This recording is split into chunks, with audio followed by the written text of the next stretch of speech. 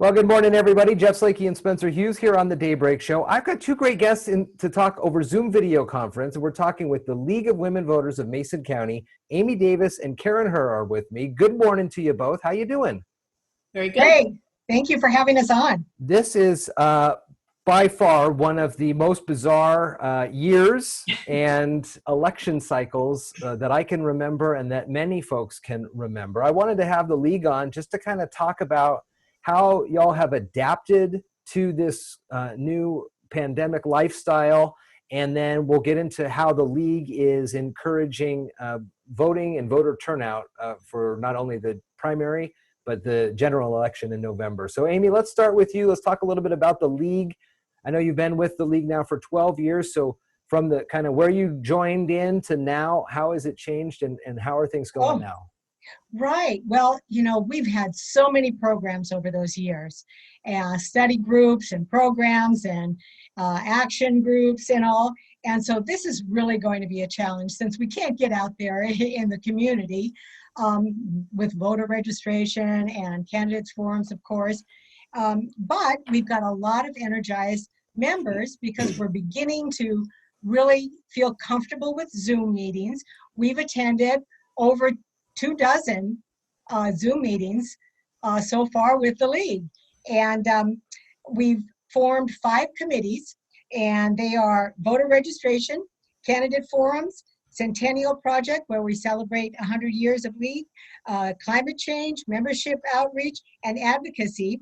And everybody's out there staying at home. So while they're at home, they're looking for something to do.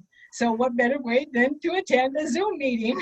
Well, no, as you get ready to do this and get ready to follow those Zoom links into the meeting, I know that I was talking with the Mason County Auditor's Office. Karen, I know you're familiar with them a little bit, but they have it's online is the election guide for the primary election. It's going to be an online guide.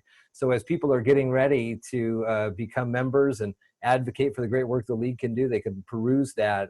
The online version is a real key difference. MasonCountyElections.us. And Karen, let's bring you in then and talk a little bit about the voter outreach and what you guys are doing with that.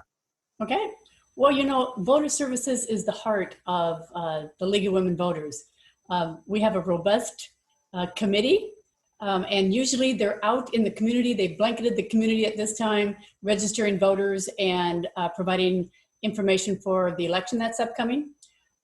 However, because the libraries are closed, the schools are closed, we're staying home and keeping safe, it's a big challenge for the members of that committee. However, they do plan to be at the Belfair Post Office next Monday. That would be July 27th, between 11:30 and 3:30. They'll be registering people to vote and have other information. They're also scouting the county for other locations that would provide enough room for social distancing, preferably outside in the shade. But since they don't have the presence in the community that they normally do, they have posted, as Amy was saying, just a lot on our website.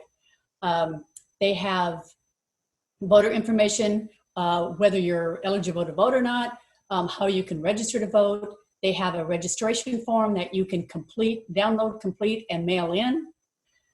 They also have a lot of candidate information on who has registered to vote in your district and links on how you can get information about these candidates. And one of them is what you had said, to the county auditors and that online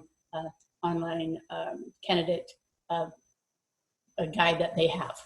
So even though you don't see us out in the community as much, check out the website. It is full of information for voter registration, but it is a big challenge for us this year. And Amy, you have had some opportunities to talk with candidates and have some candidate forums already for the folks in the 35th. The League is a nonpartisan. They don't take a position. Is that right? Yes. As far as candidate forums, at this point, it doesn't look like we're going to be able to conduct any candidate forums in person. However, We've already conducted 2 virtual candidate forums. In June, we partnered with the Thurston County and the Pierce County League of Women Voters and hosted a candidate forum for the state representative, the 35th District, Position 2, which has 3 candidates running in that position.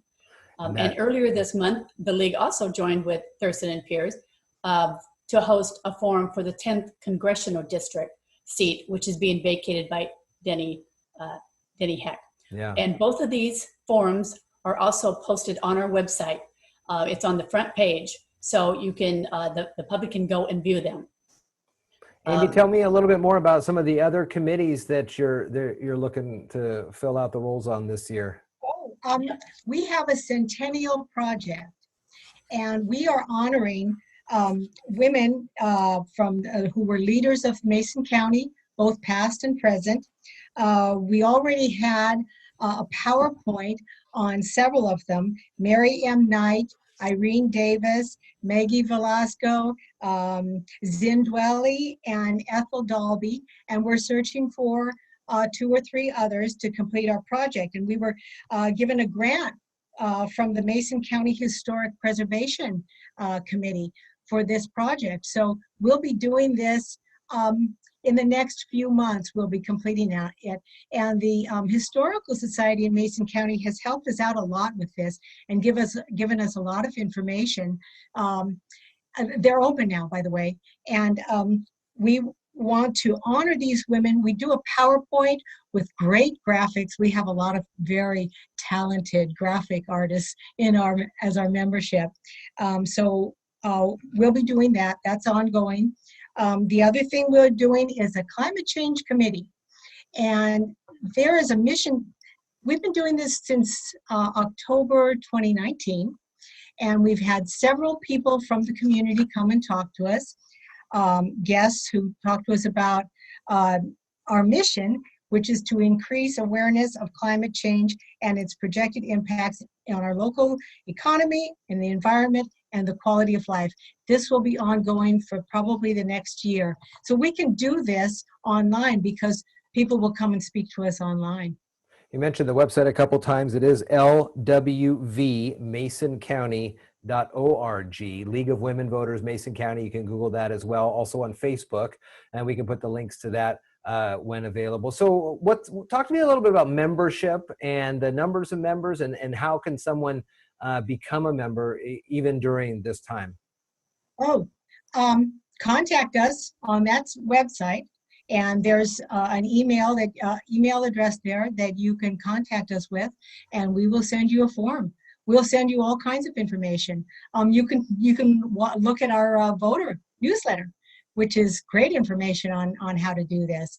But we have 15 new members just this past year. Wow. So we are now up to, I believe, 53. So we're dividing up the work. It used to be just a core group of maybe 10 people that did the work. Now we've got a lot of people who want to be involved. It's got to be encouraging to see those numbers rise over the years. I know you're very busy here during the primary election as it's coming up just in August 4th, and make sure you get those ballots in. They're signed and sealed and either in the drop box by 8 p.m. or postmarked by that day on August 4th. And I'd like to have you both back as we move closer to the general election in November to talk a little bit more about how the outreach has been going since now and see what you all are looking at as we get closer to November. I'm going to go out on a limb and say it's probably going to be on Zoom, but you never know. You're more than welcome to come in the studio if that's where we're at in the situation. But, you know, it's so crazy and up in the air right now, all of this, and to have those abilities to connect remotely like this, it's got to be just wonderful for organizations like you. Amy Davis, Karen Herr, good to see you both. I'm glad you're safe and healthy. And let's check back in another month or two. Okay. Thank you so much, Jeff. Thank you. Thank you very much. Thanks for having us.